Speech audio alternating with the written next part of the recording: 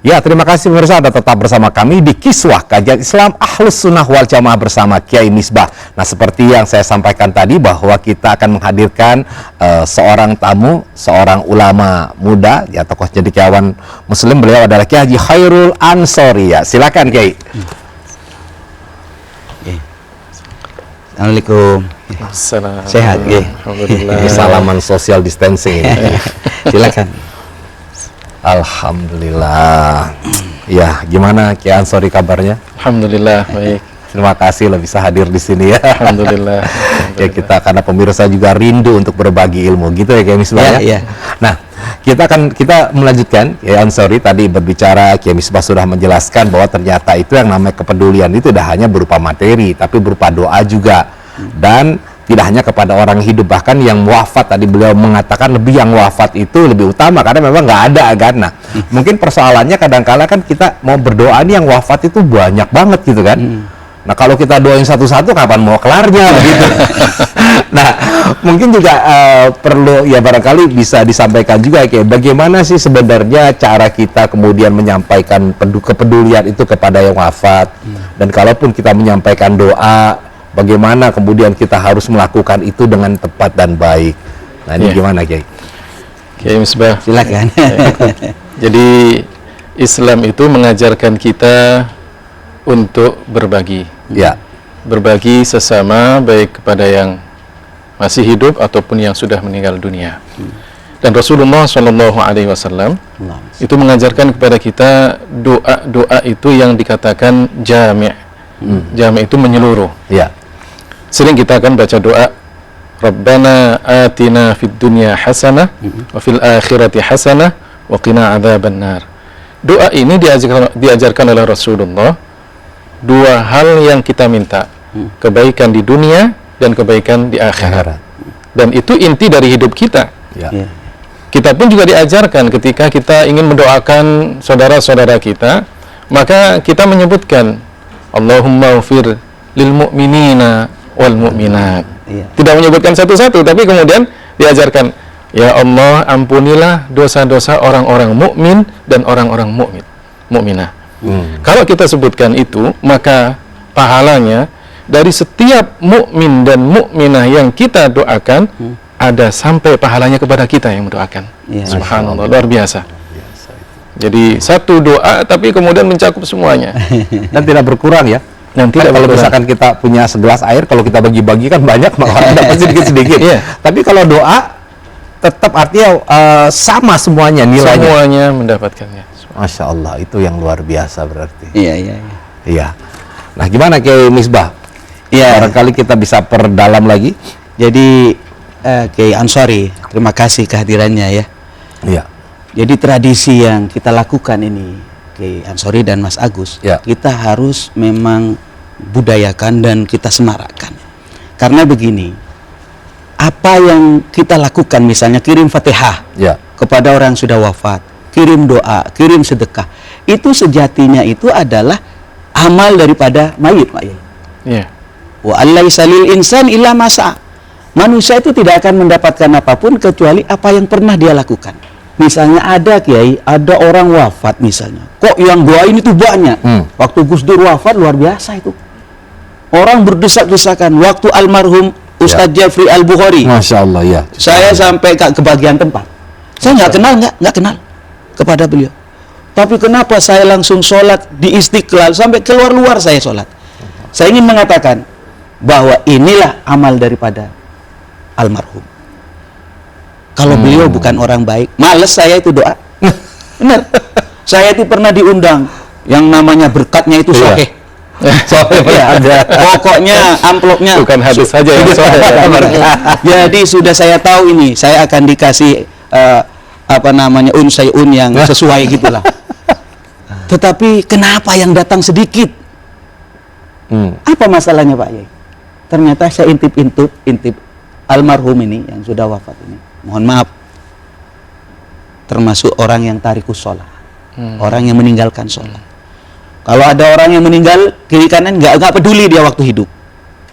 Sempat dia berseloroh begini, tenang nanti kalau saya mati itu ustadz tak kasih duit semua, biar bacain doa ke saya, selesai kata.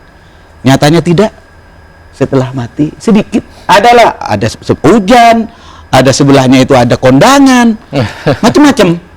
Dan ada orang yang tidak digerakkan oleh Allah. Karena itu dikatakan wa alaisa lil insani illa ma sa'a. Itu. Iya. Nah, Sedikit menambahkan Kiai Misbah. Jadi apa yang beliau sampaikan memang benar. Masing-masing kita akan mendapatkan pahala dari apa yang kita lakukan. Kaitannya antara orang yang hidup dan orang yang meninggal dunia. Rasulullah Shallallahu Alaihi Wasallam di dalam hadis yang sering kita baca, "Idza mata ibnu Adam, inqata'a amaluhu illa min thalas, shadaqatin jariyah, aw ilmin yuntafa'u bihi, aw waladin shalihin yad'u lah." Itu kan apabila anak Adam meninggal dunia, maka putus amalnya. Putus amalnya ini kata para ulama bukan berarti kemudian dia tidak akan mendapatkan amalan dari yang hidup. Benar kata Kiai Misbah tadi, yang hidup itu ya akan bisa memberikan manfaat kepada yang sudah meninggal dunia. Rasulullah Shallallahu Alaihi Wasallam kan menyebutkan 3, sedekah jariyah, ilmu yang bermanfaat, dan anak yang soleh yang mendoakan. Sedekah jariyah, katakan orang kemudian nyumbang karpet untuk masjid. Kalau kemudian karpetnya ini ditaruh di tempat penyimpanan barang-barang masjid tapi tidak dipakai, di gudang, kan tidak di gudang, atau sudah lusuh, kan tidak ada manfaatnya untuk yang meninggal dunia. Tapi kalau kemudian karpetnya dipakai untuk sholat, maka orang yang meninggal dunia akan tetap mendapatkan pahala yang mengalir meskipun sudah lama dia meninggal dunia. Artinya yang hidup bisa memberikan manfaat kepada yang sudah meninggal dunia, berbagi meskipun dia sudah meninggal dunia. Yang kedua, ilmu yang bermanfaat. Seandainya saya mengajarkan 1-2 orang, kemudian setelah itu tidak diamalkan, berarti kan saya hanya mendapatkan pahala ketika saya mengajar saja. Tapi ketika diamalkan, meskipun saya sudah meninggal dunia, 2 orang yang saya ajarkan ini kemudian menyebarkan lagi ke yang lainnya, terus akan ada kucuran pahala yang mengalir kepada kita. Sama juga dengan anak yang soleh. Ketika anak itu mendoakan orang tuanya, maka kemudian pahalanya akan sambung kepada orang tuanya. Rasulullah Shallallahu Alaihi Wasallam tidak menyebutkan hanya anak yang soleh saja sebetulnya yang bermanfaat doanya. Cuma yang biasanya mengingat orang tua itu adalah anak yang soleh. Tetangga orang lain pun juga akan bisa mendoakan kita. Cuma yang sering mengingat orang tua itu adalah anak yang soleh. Nah, Kiai, ada dari apa yang Kiai sampaikan tadi di poin yang pertama itu kan sedekah jariah, orang mungkin sekarang sering mengidentikan itu dengan wakaf katanya. Nah, karena itu adalah diharapkan barang yang abadi, maka ketika dia menyumbangkan karpet, itu karpet udah bau, nggak mau diganti-ganti, karena alasannya kalau karpet ini diganti maka amalnya hilang. Nah, pertanyaannya, apakah kemudian ketika misalkan dibelikan barang wakaf atau tadi amal jariah berupa karpet, ketika tidak dipakai lagi itu sebenarnya sudah putus, sudah selesai. Nah, ini bagaimana caranya? Apakah kemudian kalau kita berniat menyampaikan sedekah jariah, ya jangan ke barang-barang yang seperti itu, pokoknya nyumbang aja ke sedekah ke masjid, sehingga kalaupun masjid membelikan karpet, ya otomatis kan itu ke masjid, bukan ke karpet. Tadi gimana, Kiai? Iya, mohon maaf ya misalnya. Jadi memang begitu, selama karpet ini masih bisa dipakai, maka harus terus dipakai. Kecuali kalau kemudian memang sudah tidak bisa dipakai lagi, kena banjir kayak kemarin gitu kan, sudah baunya busuk, kena banjir begitu kan, maka boleh diganti dengan karpet yang lain. Tapi selama masih bisa, karena itu adalah sedekah jariah namanya. Tapi sedekahnya putus berarti, dong? Putus jadinya. Masya Allah. Ya, inilah Mas Agus. Jadi apa yang disampaikan oleh Kiai Ansori tadi benar. Kita harus punya tradisi semacam ini. Yakni misalnya sedekah jariah itu identik dengan naruh Quran. Identik dengan karpet. Sebenarnya tidak hanya itu, banyak yang bisa kita lakukan. Termasuk juga adalah ketika kita menanam pohon, menanam pohon itu misalnya bertumbuh dan besar, kemudian berbuah. Orangnya sudah meninggal kan? Kan gitu. Orang bisa berteduh di bawahnya. Gara-gara siapa? Gara-gara yang sudah wafat. Terus akan mengalir itu. Karena itu, kalau mereka yang sudah wafat ini orang baik, ya masih ada yang bisa diharapkan amal. Tapi yang saya maksudkan bagaimana yang masih hidup ini, saya khawatir mereka yang wafat itu tidak cukup amalnya. Karena laulal ahya lahalakal mauta. Kalau yang hidup ini nggak peduli, yang wafat ini akan sengsara, Mas Agus. Subhanallah. Karena itu mal mayyit fi qabrihi illa kal wariqil mughawis. Mayit di dalam kubur itu tidak ubahnya orang yang tenggelam minta tolong. Oh, senengnya bukan main kalau dikirimin Fatihah, Mas. Masya Allah. Jadi prinsip daripada kirim Fatihah, kirim doa, kirim bacaan tasbih dan sebagainya ya. Yang tradisi yang kita lakukan itu adalah ihda'us tsawab, Pak Kiai. Iya. Ihda'us tsawab itu apa artinya? Mengirimkan pahala kebaikan. Iya. Karena kita punya prinsip bahwa semua amal ma'ruf ya itu bisa dijadikan sedekah. Kullu ma'rufin shadaqah. Setiap perbuatan ma'ruf itu bisa dijadikan sedekah. Perbuatan baik apapun nilainya. Ya. Nah, mungkin penegasan sedikit ya. Kan mungkin ada ketika dari hadis tadi orang mengatakan, makanya udah apakah selain anaknya maka doanya tidak akan diterima, atau selain anaknya maka ya persentase doanya itu tipis begitu. Jadi gimana ya? Mas Agus, kita kan ketika masuk kuburan disunnahkan untuk baca salam. Apakah yang baca salam harus anak?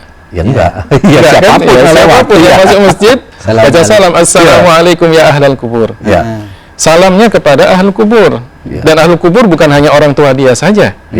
Ini artinya bahwa Rasulullah Shallallahu Alaihi Wasallam mengajarkan kepada kita doa kita kepada siapapun ahli kubur. Bukan hanya orang tua. Tapi hadis ini menyebutkan kenapa yang disebutkan adalah anak soleh, karena anak itu yang sering mengingat orang tua. Kalau seandainya anak saja tidak mengingat orang tuanya, bagaimana orang lain? Gitu sebenarnya. Jadi hadis itu penekanannya seperti itu. Bukan berarti yang di luar anak kemudian tidak diterima aja ya. Masya Allah. Jadi termasuk itu Mas Agus ada sedikit. Kalau tadi ceritanya assalamualaikum ahlad diyar ya, ahlal kubur. Kalau kita misalnya sholat jenazah, yang sholat jenazah itu siapa? Bukan hanya anaknya, Mas Agus, siapa? Semua betul. Ikut kan? Dan tidak ada hubungan kekerabatan. Karena itu kalau kita perhatikan apa yang disampaikan oleh Kiai Ansori tadi, bahwa anak itu memang identik orang yang paling dekat. Karena itu disebutkan anak yang soleh. Bukan berarti membatasi hanya anak. Nyatanya banyak hadis-hadis yang lain, termasuk ajaran tadi, assalamualaikum ya ahlal kubur, sholat jenazah. Itu kan bukan saudara, bukan anak. Iya. Baik. Nah pemirsa, ini kelihatannya pas banget ya. Kita ini di segmen ini tadi bicara soal mayit. Karena setelah ini nanti di segmen berikutnya kita akan Kiai akan menyampaikan amalan agar mayit tidak disiksa di dalam kubur. Masya Allah sudah mengatur sedemikian rupa. Oleh karena itu tetap bersama kami di Kiswah Kajian Islam Ahlussunnah wal Jamaah bersama Kiai Misbah.